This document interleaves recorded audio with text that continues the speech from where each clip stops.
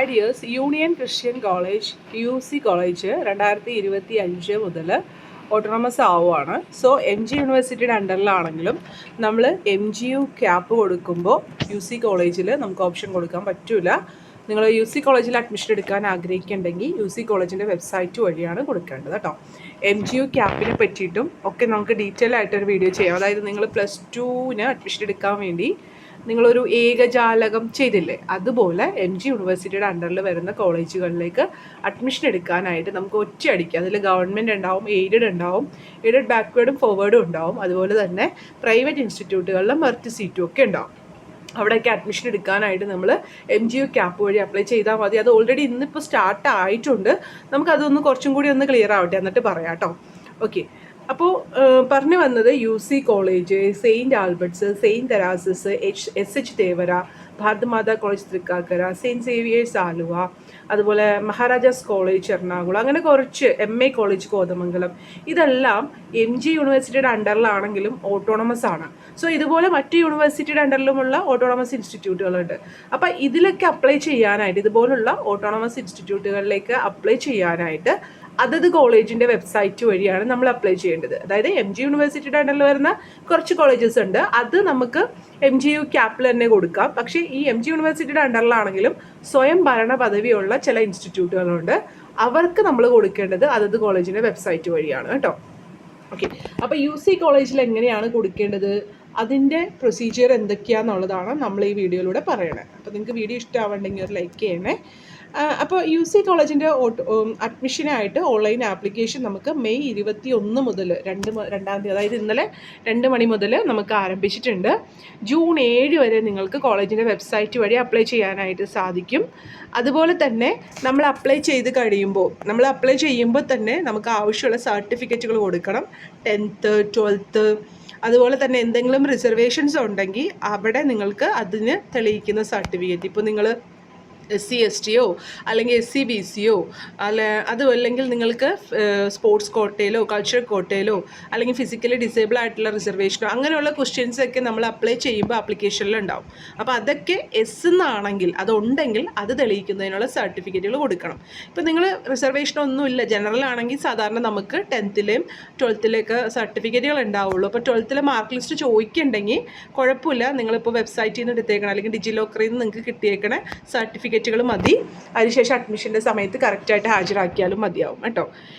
ഇനി അപ്പോൾ നമ്മൾ അപ്ലൈ ചെയ്ത് കഴിയുമ്പോൾ നമ്മുടെ ഇൻഡെക്സ് മാർക്കൊക്കെ നോക്കിയിട്ട് നമ്മൾ അപ്ലൈ ചെയ്തേക്കണ കോഴ്സ് അനുസരിച്ചിട്ട് ഒരു താൽക്കാലിക റാങ്ക് ലിസ്റ്റ് UC കോളേജിൻ്റെ ജൂൺ 10-ാം തീയതി ഇടും. നിങ്ങൾ അപ്ലൈ ചെയ്ത് കഴിഞ്ഞിട്ട് ഇങ്ങോട്ട് പോരരുത്, നിങ്ങൾ വെബ്സൈറ്റ് എടുക്കാൻ നോക്കണം. വെബ്സൈറ്റിലായിരിക്കും നോട്ടിഫിക്കേഷൻസും റാങ്ക് ലിസ്റ്റും ഒക്കെ ഉണ്ടാവുക.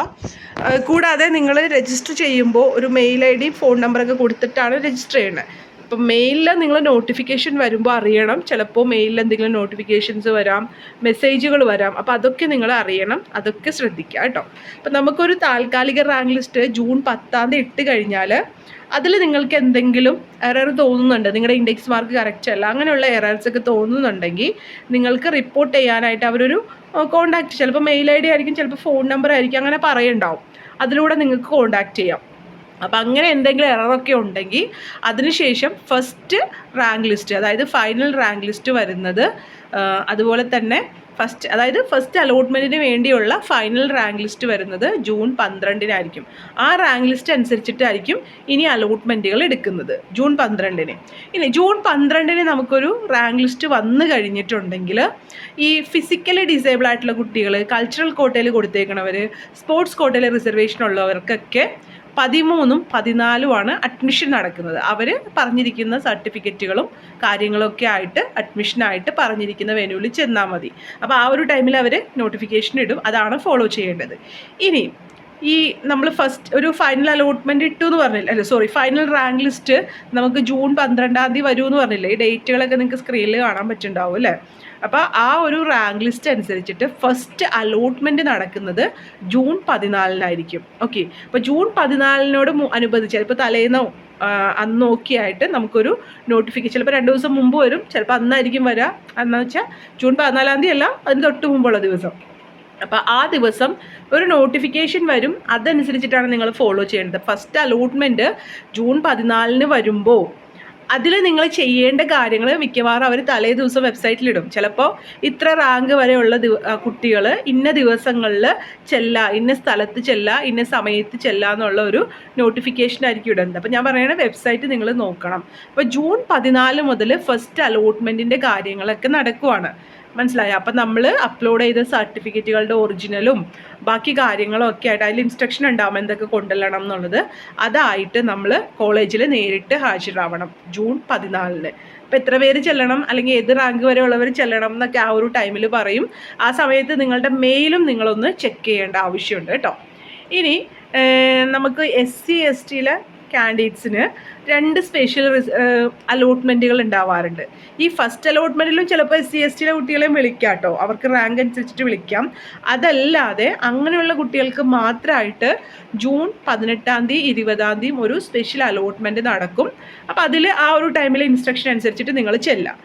ഇനി ഫസ്റ്റ് അലോട്ട്മെൻറ്റ് കഴിഞ്ഞു, സ്പെഷ്യൽ അലോട്ട്മെൻറ്റ് SC ST കഴിഞ്ഞു. ഇനി സീറ്റുകൾ വേക്കൻസി ഉണ്ടെങ്കിൽ ജൂൺ 28 മുതൽ ജൂൺ 30 വരെയും സെക്കൻഡ് അലോട്ട്മെൻറ്റിനായിട്ട് രജിസ്ട്രേഷൻ സ്റ്റാർട്ട് ചെയ്യും. അതായത് വീണ്ടും അപ്പോൾ ഓൾറെഡി അപ്ലൈ ചെയ്തവർക്കും ചിലപ്പോൾ ഇതിൽ കൊടുക്കണതിന് കുഴപ്പമുണ്ടാവില്ല. അവർ വീണ്ടും ഫീസൊന്നും അടച്ച് അപ്ലൈ ചെയ്യേണ്ട. പക്ഷേ ഇതുവരെ UC കോളേജിൽ അപ്ലൈ ചെയ്യാൻ പറ്റാത്തവർക്ക് ആ ഒരു ടൈമിൽ അപ്ലൈ ചെയ്യാനായിട്ട് സാധിക്കും. അപ്പോൾ ഇതിന് ആപ്ലിക്കേഷൻ ഫീസ് ഉണ്ട് കേട്ടോ. അപ്പോൾ നമ്മൾ ഓരോ കോളേജിൻ്റെ വെബ്സൈറ്റ് വഴി അപ്ലൈ ചെയ്യുമ്പോൾ അവിടെ ഒരു ആപ്ലിക്കേഷൻ ഫീസ് ഉണ്ട്. 50 മുതൽ 250 വരെയും കോളേജ് അനുസരിച്ചിട്ട് ആപ്ലിക്കേഷൻ ഫീസ് വ്യത്യാസമുണ്ട് കേട്ടോ. അപ്പോൾ 250 കൂടുതൽ വാങ്ങണ്ടോയെന്ന് എനിക്ക് അത്ര അറിയില്ല. ഇപ്പം മഹാരാഷ്ട്രയിലൊക്കെ ആണെങ്കിൽ സാധാരണ 50 വാങ്ങുന്നത്. ഭാരതമാത 150 എനിക്ക് തോന്നുന്നു. സെയിൻറ്റ് ആൽബർട്ട്സ് 100 തോന്നുന്നു. അപ്പോൾ ഓരോ കോളേജ് അനുസരിച്ചിട്ട് അവരുടെ ആപ്ലിക്കേഷൻ ഫീസിൽ വ്യത്യാസം ഉണ്ടാവും. അപ്പോൾ ഈ ആപ്ലിക്കേഷൻ ഫീസ് ഓൾറെഡി അടച്ചവർ വീണ്ടും അടക്കണ്ട. പക്ഷേ UC കോളേജിൽ ഇതുവരെ അപ്ലൈ ചെയ്തിട്ടില്ലെങ്കിൽ അങ്ങനെയുള്ളവർക്കും കൂടി ഒരു അവസരം ഈ ഒരു സെക്കൻഡ് അലോട്ട്മെൻറ്റിൽ അവർ തരുന്നുണ്ട്. അത് ജൂൺ 28 മുതൽ 30 വരെ നമുക്ക് അപ്ലൈ ചെയ്യാം. അതിനുശേഷം ഈ കൊടുത്തവരിൽ നിന്നൊരു റാങ്ക് ലിസ്റ്റ് സെക്കൻഡ് അലോട്ട്മെൻറ്റിന് സീറ്റിൻ്റെ അവൈലബിലിറ്റി അനുസരിച്ചിട്ടാണ് ഉണ്ടാവുള്ളൂ സെക്കൻഡ് അലോട്ട്മെൻറ്റ്. അപ്പോൾ അത് ജൂൺ 2 ഉണ്ടാവും എന്നാണ് പറയണത്. അതിനുശേഷം ആ അലോട്ട്മെൻറ്റ് വന്നവർക്ക് ജൂൺ 3 പോയി അഡ്മിഷൻ എടുക്കാം. പിന്നെ ക്ലാസ്സുകൾ തുടങ്ങുന്നതും അഡ്മിഷൻ ക്ലോസ് ചെയ്യുന്ന ഡേറ്റൊക്കെ യൂണിവേഴ്സിറ്റിയുടെ ഷെഡ്യൂൾ അനുസരിച്ചിട്ടാണ് നടക്കുക കേട്ടോ. MGU ഇതുപോലൊരു നോട്ടിഫിക്കേഷൻ MGUവും ഇടും, അല്ലെങ്കിൽ MG യൂണിവേഴ്സിറ്റിയുടെ ഇതിലിടും. അപ്പോൾ ആ ഒരു ടൈമിൽ നമുക്കറിയാൻ പറ്റും. പിന്നെ ഗൈഡ് ലൈൻസ് ഉണ്ട്, അതൊന്ന് വായിക്കാം. നമ്മൾ ഏത് റിസർവേഷൻ പറഞ്ഞാലും സർട്ടിഫിക്കറ്റ് കറക്റ്റായിട്ട് അപ്ലോഡ് ചെയ്യുക, ക്ലിയർ ആയിട്ട് കേട്ടോ, സ്കാൻ ചെയ്ത് PDF ആക്കിയിട്ട്. പിന്നെ സെക്കൻഡ് അലോട്ട്മെൻറ്റിനെ പറ്റി പറയുന്നത് അവിടെ വേക്കൻറ്റ് സീറ്റുകൾ ഉണ്ടെങ്കിലാണ് സെക്കൻഡ് അലോട്ട്മെൻറ്റ് ഉണ്ടാവുള്ളൂ എന്നുള്ളതാണ്. പിന്നെ പബ്ലിക്കേഷൻ ഓഫ് റാങ്ക് ലിസ്റ്റിനെ പറ്റി പറയുന്നത് ഈ ഒരു റാങ്ക് ലിസ്റ്റ് നിങ്ങൾക്ക് വെബ്സൈറ്റിൽ UC കോളേജിൻ്റെ വെബ്സൈറ്റിൽ നിങ്ങൾക്ക് കാണാൻ പറ്റും എന്നുള്ളതാണ്. കമ്മ്യൂണിക്കേഷൻ ഓഫ് അപ്ഡേറ്റ്സിനെ പറ്റി പറയുന്നത് മെയിൽ ആയിട്ട് നിങ്ങൾക്ക് ഒരു പക്ഷേ ഓൾ അഡ്മിഷൻ റിലേറ്റഡ് അപ്ഡേറ്റുകൾ നിങ്ങൾക്ക് വന്നേക്കാം. സോ നിങ്ങൾ മെയിലുകൾ ചെക്ക് ചെയ്യാന്നുള്ളതാണ് കേട്ടോ. നിങ്ങൾ അപ്ലൈ ചെയ്തപ്പോൾ കൊടുത്ത ആ ഒരു കാര്യങ്ങൾ, അതുപോലെ തന്നെ മെയിൽ ID വാല്യൂഡ് ആണ് എന്നുള്ള കാര്യങ്ങൾ നിങ്ങൾ ഉറപ്പാക്കുക എന്നുള്ള കാര്യം പറയുന്നുണ്ട്. ഇനി സ്പോർട്സ് കോട്ട, കൾച്ചറൽ കോട്ട, ഫിസിക്കലി ഡിസേബിൾ ആയിട്ടുള്ള കുട്ടികളൊക്കെ അതത് തെളിയിക്കാനായിട്ടുള്ള സർട്ടിഫിക്കറ്റുകൾ അപ്ലോഡ് ചെയ്യണം. മാത്രമല്ല അത് റിലേറ്റഡ് ആയിട്ടുള്ള അതിൻ്റെ ഒറിജിനൽ സർട്ടിഫിക്കറ്റ് അഡ്മിഷൻ്റെ സമയത്ത് അല്ലെങ്കിൽ ഇൻ്റർവ്യൂവിൻ്റെ സമയത്ത് നിങ്ങൾ ഹാജരാക്കാൻ വേണം. ഇനി ഗ്രേസ് മാർക്ക് നമുക്ക് NCCക്കും NSSനും ഉണ്ട്. പക്ഷേ അത് +1 +2 ലെവലിൽ പഠിച്ചിട്ട് കിട്ടിയേക്കണതായിരിക്കും. 10th ഇതിലൊന്നും നമുക്ക് പോയിൻറ്റ്സ് കിട്ടൂല. സോ അത് റിലേറ്റഡ് ആയിട്ടുള്ള സർട്ടിഫിക്കറ്റുകളും നിങ്ങൾ ഈ പറയുന്ന പോലെ അപ്ലോഡ് ചെയ്യുകയും അതുപോലെ തന്നെ ഇൻ്റർവ്യൂവിൻ്റെ സമയത്ത് ഹാജരാക്കുകയും വേണം. അപ്പോൾ ചിലപ്പോൾ എനിക്ക് തോന്നുന്നു NCC NSSൻ്റെയൊക്കെ സർട്ടിഫിക്കറ്റ് നിങ്ങൾക്ക് കിട്ടിയിട്ടില്ലെങ്കിൽ അത് കോളേജിൻ്റെ വെബ്സൈറ്റിൽ അഡ്മിഷൻ നമ്പറുണ്ട്, അതിൽ കോൺടാക്റ്റ് ചെയ്തിട്ട് അതൊന്ന് ചോദിച്ചേക്കാം. ഇപ്പോൾ കൊടുത്തിട്ട് പിന്നീട് അഡ്മിഷൻ്റെ സമയത്ത് അപ്പോൾ ഉറപ്പാക്കണം നിങ്ങൾക്ക് സർട്ടിഫിക്കറ്റ് കിട്ടും എന്നുള്ളത്. കാരണം നിങ്ങളങ്ങനെ കൊടുത്തിട്ട് പിന്നെ ആ സമയത്ത് സർട്ടിഫിക്കറ്റ് കിട്ടിയില്ലെങ്കിൽ ആ ബോണസ് മാർക്ക് കിട്ടിയിട്ടാണല്ലോ റാങ്ക് ലിസ്റ്റ് വന്നേക്കണേ. അപ്പോൾ അഡ്മിഷൻ ക്യാൻസലായി പോകും കേട്ടോ. അപ്പോൾ അത് കോളേജിൽ വിളിച്ച് ഉറപ്പാക്കിയിട്ട് മാത്രമേ NCC NSS സർട്ടിഫിക്കറ്റ് കിട്ടാത്തവരൊന്ന് ശ്രദ്ധിക്കുക കേട്ടോ. ഇനി അതുപോലെ തന്നെ ചില കോഴ്സ് പഠിച്ചു, ഇപ്പോൾ സാധാരണ കേരള ഗവൺമെൻറ്റിൻ്റെ കോഴ്സുകൾ വൊക്കേഷണൽ ആണെങ്കിലും ഹയർ സെക്കൻഡറി ആണെങ്കിലും ഒന്നും പഠിച്ചവർക്ക് വേണ്ട ഇക്വലൻസി ചിലപ്പോൾ ICSEയുടെ അല്ലെങ്കിൽ CBSEയുടെ ഒക്കെ ഇക്വലൻസി ചിലപ്പോൾ ആവശ്യം വന്നേക്കാം. എനിക്കത് കറക്റ്റ് അത് അറിയില്ല. നിങ്ങളത് നിങ്ങളുടെ സ്കൂളിൽ ചെല്ലുമ്പോൾ തന്നെ ഒന്ന് ചോദിക്കുക കേട്ടോ. ഇക്വലൻസി സർട്ടിഫിക്കറ്റും അതുപോലെ തന്നെ എലിജിബിലിറ്റി സർട്ടിഫിക്കറ്റ് ആണെന്ന് തോന്നുന്നു, അങ്ങനെ എന്തൊക്കെയോ CBSEക്കാർക്ക് കിട്ടുന്നുണ്ട്. അപ്പോൾ അത് നിങ്ങൾ ചോദിച്ചു വാങ്ങിച്ചേക്കാം. അത് നമുക്ക് അഡ്മിഷൻ്റെ സമയത്ത് മതി, ഇപ്പോൾ ഇതൊന്നും വേണ്ട. എലിജിബിലിറ്റി സർട്ടിഫിക്കറ്റ് അല്ലെങ്കിൽ ഈ പറയുന്ന സർട്ടിഫിക്കറ്റ് ഒന്നും വേണ്ട. അഡ്മിഷൻ്റെ സമയത്ത് നമ്മൾക്ക് ആ ഒരു എലിജിബിൾ ആണ് എന്നുള്ള കാര്യം, അതായത് ഹയർ സ്റ്റഡീസിന് ഈ കോഴ്സ് കൊണ്ട് എലിജിബിൾ ആണ് എന്നാണ് ഉദ്ദേശിക്കുന്നത്. ആ സർട്ടിഫിക്കറ്റ് നിങ്ങൾ അഡ്മിഷൻ എടുക്കാൻ ചെല്ലുമ്പോൾ ഹാജരാക്കണം കേട്ടോ. അപ്പോൾ നമുക്ക് ഇനി കോളേജിൻ്റെ വെബ്സൈറ്റും കൂടി ഒന്ന് നോക്കാം. നിങ്ങൾ ജസ്റ്റ് UC കോളേജിൽ നിന്ന് അടിച്ചു കൊടുത്തിട്ടുണ്ടെങ്കിൽ ഈ ഒരു വെബ്സൈറ്റ് വരും. അല്ലെങ്കിൽ uccollege.edu.in എന്ന് പറയുന്ന അടിച്ചു കൊടുത്താലും ഈ വെബ്സൈറ്റിലേക്ക് എത്തും കേട്ടോ. അപ്പോൾ നമുക്കിവിടെ UG admission click here to apply എന്നുള്ളൊരു ലിങ്ക് കാണാൻ പറ്റും. അതിൽ ക്ലിക്ക് ചെയ്യുക. ക്ലിക്ക് ചെയ്ത് കഴിയുമ്പോൾ ഈ വെബ്സൈറ്റിൽ വളരെ കൃത്യമായിട്ട് ഇതുപോലത്തെ ഒരു വെബ്സൈറ്റ് അപൂർവമായിട്ട് കാണാറുള്ളൂ കേട്ടോ. നല്ലൊരു വെബ്സൈറ്റാണ്. അപ്പോൾ നിങ്ങൾക്ക് ഇതിലെല്ലാ കാര്യങ്ങളും വളരെ കൃത്യമായിട്ട് അറിയാൻ പറ്റുന്നുണ്ട്. സോ നിങ്ങൾ നന്നായിട്ടൊക്കെ വായിച്ചു നോക്കുക. ഇപ്പോൾ ഇവിടെയുള്ള UG programs English, Malayalam, history, economics, physics, chemistry, botany, zoology, maths, psychology, computer science, അതുപോലെ തന്നെ sports management, electronics and computer technology and computer science. അപ്പോൾ ഓർക്കുക, ഒരു കോളേജിൽ സെൽഫ് ഫിനാൻസിങ് കോഴ്സുകളും ഉണ്ടാവും, എയ്ഡഡ് കോഴ്സുകളും ഉണ്ടാവും. ഇത് തമ്മിലുള്ള വ്യത്യാസം എന്താണെന്ന് വെച്ചാൽ ഫീസ് സ്ട്രക്ചറിലുള്ള വ്യത്യാസമാണ്. എയ്ഡഡ് എന്ന് പറയുമ്പോൾ നിങ്ങൾ അഡ്മിഷൻ എടുക്കുന്ന സമയത്ത് ഒരു ചെറിയ ഫീസ്, ചിലപ്പോൾ 10 താഴേക്ക് ആയിരിക്കും വരിക. ഇപ്പോൾ ഓട്ടോണമസ് ആയതുകൊണ്ട് എങ്ങനെയാണെന്ന് അറിയില്ല കേട്ടോ, ഓരോ കോളേജിനും ഓരോ ഫീസൊക്കെയാണെന്നുള്ള നിലയിലാണ്. എന്നാലും 15 കൂടുതൽ എന്തായാലും വരാൻ പോകുന്നില്ല എയ്ഡഡ് കോഴ്സ് ആണെങ്കിൽ. പിന്നെ നിങ്ങൾക്ക് ഒരു പക്ഷേ ഇയർലി ചെറിയൊരു ഫീസൊക്കെ വരുന്നുള്ളൂ. ചിലവർ എക്സാം ഫീസ് വാങ്ങുള്ളൂ. ചിലപ്പോൾ അവർക്കൊരു ഫീസ് ഉണ്ടാവും. ചിലപ്പോൾ 5000 ഇപ്പോൾ SH ഒക്കെ ആണെങ്കിൽ ഇംഗ്ലീഷിനൊക്കെ 5000 അല്ലെങ്കിൽ 10,000 ഒക്കെയാണ്. അങ്ങനെ ഒരു ഫീസ് ഉണ്ടാവും. അപ്പോൾ ആ ഒരു ഫീസ് ഇയർലി അല്ലെങ്കിൽ സെമ്മിൽ കൊടുക്കേണ്ട വരും. അപ്പോൾ അത് ഫീസ് സ്ട്രക്ചർ എനിക്ക് തോന്നുന്നു ഇവർ വെബ്സൈറ്റിൽ ഇട്ടിട്ടുണ്ട്. ഞാനത് കാണിച്ചു തരാം അവിടെ കിടക്കണേ എന്നുള്ളത് കേട്ടോ. അപ്പോൾ എയ്ഡഡ് പ്രോഗ്രാം ആകുമ്പോൾ ഫീസ് സ്ട്രക്ചർ കുറവായിരിക്കും. സെൽഫ് ആകുമ്പോൾ കുറച്ചധികം ഫീസ് വരും. 20 and above ഒക്കെ 20K and above ഒക്കെ ഫീസ് വരും. അപ്പോൾ ഇവർ ഈ ബ്രാക്കറ്റിൽ SF എന്ന് ഇട്ടേക്കുന്ന കോഴ്സ് എല്ലാം സെൽഫ് ഫിനാൻസിങ് ആണ്, ഫീസ് കൂടുതലായിരിക്കും. ബ്രാക്കറ്റിൽ ഒന്നും ഇല്ലാത്തത് ഇവിടെ കമ്പ്യൂട്ടർ സയൻസ്, സൈക്കോളജി, മാത്സ് എന്നൊക്കെ പറഞ്ഞിട്ട് പ്ലെയിൻ ആയിട്ട് കിടക്കണ്ടല്ലോ, അത് എയ്ഡഡ് കോഴ്സുകളായിരിക്കും. അതിൽ ഫീസ് സെൽഫിനെ അപേക്ഷിച്ച് വളരെ കുറവായിരിക്കും കേട്ടോ. BCom അതുപോലെ തന്നെ ചില കോഴ്സുകൾ ചില കോളേജിൽ സെൽഫായിട്ടുണ്ടാവും, എയ്ഡഡ് ആയിട്ടും ഉണ്ടാവും. അപ്പോൾ അതും നിങ്ങൾ ശ്രദ്ധിക്കുക കേട്ടോ. അപ്പോൾ ഇവിടെ BCom ഫിനാൻസ് ആൻഡ് ടാക്സേഷൻ സെൽഫാണ്, ബയോളജിക്കൽ സയൻസും സെൽഫാണ്, കമ്പ്യൂട്ടർ ആപ്ലിക്കേഷൻ BCA സെൽഫാണ്, ബിസിനസ് അഡ്മിനിസ്ട്രേഷൻ BBAയും സെൽഫാണ് കേട്ടോ. ഇതിൽ എയ്ഡഡ് പ്രോഗ്രാമിൻ്റെ സീറ്റ് ഡിസ്ട്രിബ്യൂഷൻ ഇവിടെ കൊടുത്തിട്ടുണ്ട്, എങ്ങനെയാണെന്നുള്ളത് വെബ്സൈറ്റിൽ കൊടുത്തിട്ടുണ്ട്. മെറിറ്റ് സീറ്റ് 50% SCക്ക് 15%, STക്ക് 5%, മാനേജ്മെൻറ്റ് കോട്ട 20%, കമ്മ്യൂണിറ്റി കോട്ട 10% കേട്ടോ. അപ്പോൾ ബാക്കി SCBCയുടെ റിസർവേഷനൊന്നും ഇല്ല എന്നുള്ളതാണ്. കാരണം ഇത് എയ്ഡഡ് ഓട്ടോണമസ് ആണല്ലോ. സോ അങ്ങനെയുള്ള റിസർവേഷൻ, EWSൻ്റെ റിസർവേഷനൊന്നും ഇവിടെ കാണിക്കില്ല. SC STയുടെ മാത്രം റിസർവേഷനാണ്. ബാക്കി എല്ലാവരെയും ജനറൽ മെറിറ്റിലാണ് പരിഗണിക്കുന്നുള്ളതാണ് ഇവിടെ കാണിക്കണം. പിന്നെ മാനേജ്മെൻറ്റ് കോട്ടയാണെങ്കിൽ നിങ്ങൾക്ക് അങ്ങനെ അഡ്മിഷൻ എടുക്കാം. അതിന് ചിലപ്പോൾ ഫീസൊക്കെ കുറച്ച് കൂടുതലായിട്ട് വരുന്നുണ്ടാവും. പിന്നെ കമ്മ്യൂണിറ്റി കോട്ട എന്ന് പറയുന്നത് UC കോളേജ് ഒരു ക്രിസ്ത്യൻ മൈനോറിറ്റിയുടെ കോളേജാണ്. സോ CSI, മാർത്തോമ, ജോക്കോബൈറ്റ്സ്, ഓർത്തഡോക്സ് ഇങ്ങനെയുള്ള കമ്മ്യൂണിറ്റിയിൽ വരുന്ന കുട്ടികൾക്ക് ഇവിടെ കമ്മ്യൂണിറ്റി കോട്ട റിസർവേഷൻ ഉണ്ട്. സോ അതും നിങ്ങൾക്ക് കൊടുക്കാവുന്നതാണ്. ചിലപ്പോൾ അത് അപ്ലൈ ചെയ്യുമ്പോൾ അവിടെ ഓപ്ഷൻ ഉണ്ടാവും, അതിൽ നിങ്ങൾ അങ്ങനെയുള്ളവർക്ക് അത് ചൂസ് ചെയ്യുക. പക്ഷേ അപ്പോൾ അവിടെ നിങ്ങൾക്ക് ചിലപ്പോൾ പാരിഷ് പ്രീസിൽ നിന്നുള്ള സർട്ടിഫിക്കറ്റോ അങ്ങനെ എന്തെങ്കിലും സർട്ടിഫിക്കറ്റുകൾ അവിടെ ചോദിക്കുന്നുണ്ടാവും, അത് കൊടുക്കണം കേട്ടോ. ഇവരുടെ പ്രോസ്പെക്ടസ് ഇവർ റിലീസ് ചെയ്യും ഉടനെ തന്നെ. അപ്പോൾ നിങ്ങൾക്ക് നോക്കിയാൽ ആ സർട്ടിഫിക്കറ്റും കാര്യങ്ങളൊക്കെ അറിയാൻ പറ്റും. അപ്പോൾ അതനുസരിച്ചിട്ട് കൊടുത്താൽ മതി കേട്ടോ. ഇനി സെൽഫ് ഫിനാൻസിങ് കോട്ടയുടെയും ഇവിടെ കൊടുത്തിട്ടുണ്ട് കേട്ടോ. സെൽഫ് ഫിനാൻസിങ്ങിന് എല്ലാ റിസർവേഷൻസും ഇവിടെ കാണിക്കുന്നുണ്ട് കേട്ടോ. എയ്ഡഡിലാണ് റിസർവേഷൻസ് കാണിക്കാത്തത്. സെൽഫ് ഫിനാൻസിങ്ങിൽ നിങ്ങൾക്ക് ഇതുപോലെ SC ST മാത്രമല്ല SCBC, അതായത് ഈഴവ, തീയ, ബില്ല, ETB കാണിക്കുന്നുണ്ട്, മുസ്ലിം, OBC കാണിക്കുന്നുണ്ട്, Latin Catholics, other backward Christians, other backward Hindus, ഇത്രയും റിസർവേഷൻസ് ഇവിടെ ഉണ്ട്. അപ്പോൾ നിങ്ങൾ സെൽഫ് ഫിനാൻസിങ് കോഴ്സാണ് ഉദ്ദേശിക്കണമെങ്കിൽ ഇത് നിങ്ങൾക്ക് കൊടുക്കാം. പക്ഷേ റിലേറ്റഡ് ആയിട്ടുള്ള ഇപ്പോൾ മുസ്ലിം OBC റിസർവേഷൻ ഉള്ളവരാണെങ്കിൽ OBC NCL സർട്ടിഫിക്കറ്റ് വേണ്ടി വരും.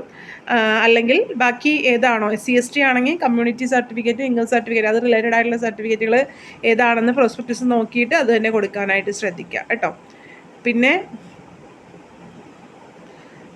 ഇവിടെ ഏതൊക്കെയാണ് മാനേജ്മെൻറ്റ് കോട്ടയിൽ എത്ര മിനിമം പെർസെൻറ്റേജ് മാർക്ക് വേണം എന്നിവിടെ പറഞ്ഞിട്ടുണ്ട്. മാനേജ്മെൻറ്റ് കോട്ടയിൽ അപ്ലൈ ചെയ്യണമെങ്കിലും പിന്നെ എനിക്ക് തോന്നുന്നു ഇവിടെ ഫീസ് സ്ട്രക്ചറും പിന്നെ ഓരോ course check availability for UG course. ഇപ്പോൾ നിങ്ങൾ +2 പഠിച്ച കോഴ്സ് അനുസരിച്ചിട്ട് അല്ലെങ്കിൽ ആ ഒരു ബ്രാഞ്ച് അനുസരിച്ചിട്ട് നിങ്ങളിവിടെ UG ഏതൊക്കെ കോഴ്സുകൾ ചെയ്യാം എന്നുള്ളത് ഇവിടെ വെബ്സൈറ്റിൽ check eligibility four UG course എന്ന് പറഞ്ഞിട്ടുണ്ട് കേട്ടോ. അപ്പോൾ ചിലത് ഇപ്പോൾ BA ഇംഗ്ലീഷൊക്കെ ആണെങ്കിൽ നിങ്ങൾ +2 ഏതെടുത്തവർക്കും ചെയ്യാൻ പറ്റും. അതല്ല ഇപ്പോൾ ഫിസിക്സ് ആണെങ്കിൽ ഏതൊക്കെ വേണം എന്നുള്ള കാര്യങ്ങളൊക്കെ ഇവിടെ പറഞ്ഞിട്ടുണ്ടാവും. അപ്പോൾ അത് നിങ്ങളിവിടെ ക്ലിക്ക് ചെയ്തിട്ടുണ്ടെങ്കിൽ അത് നിങ്ങൾക്ക് കാണാൻ പറ്റും കേട്ടോ. പിന്നെ എങ്ങനെയാണ് ഇൻഡെക്സ് മാർക്ക് കാൽക്കുലേറ്റ് ചെയ്യുന്നത്, റാങ്ക് ലിസ്റ്റ് തയ്യാറാക്കാൻ നമ്മുടെ ഇൻഡെക്സ് മാർക്ക് കാൽക്കുലേറ്റ് ചെയ്യണം എങ്ങനെയെന്നുള്ളത് ഇവിടെ കൊടുത്തിട്ടുണ്ട്. എനിക്ക് തോന്നുന്നത് ലിങ്ക് എനേബിൾ ആക്കിയിട്ടില്ല അവർ, അതുടനെ തന്നെ എനേബിൾ ആവുമായിരിക്കും, കാരണം ഇന്നലെ അത് ഓപ്പൺ ആയിട്ടല്ലേ ഉള്ളൂ. അപ്പോൾ ആ ഒരു ഇതിൽ നിങ്ങൾക്ക് കാണാൻ പറ്റും. അതുപോലെ തന്നെ വീഡിയോ ഗൈഡ് ഫോർ ആപ്ലിക്കേഷൻ എന്ന് പറഞ്ഞിട്ട് ഇവർ യൂട്യൂബിൽ, അതായത് UC കോളേജിലെ യൂട്യൂബ് ആയിരിക്കുള്ളൂ, സോ അവിടെ അവർ എങ്ങനെയാണ് നിങ്ങൾ ഈ ഒരു ആപ്ലിക്കേഷൻ കൊടുക്കേണ്ടതെന്നുള്ളൊരു ഗൈഡ് ലൈനും ഇവിടെ കൊടുത്തിട്ടുണ്ട് കേട്ടോ.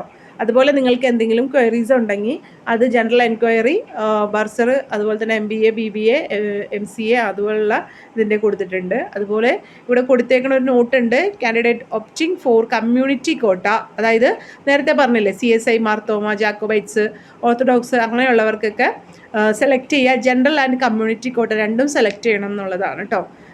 അതുപോലെ തന്നെ SC STയുടെ 150 വന്നേക്കുന്നത്. ഇവിടെ 300 കേട്ടോ ആപ്ലിക്കേഷൻ ഫീസ് കൊടുത്തേക്കണം കേട്ടോ.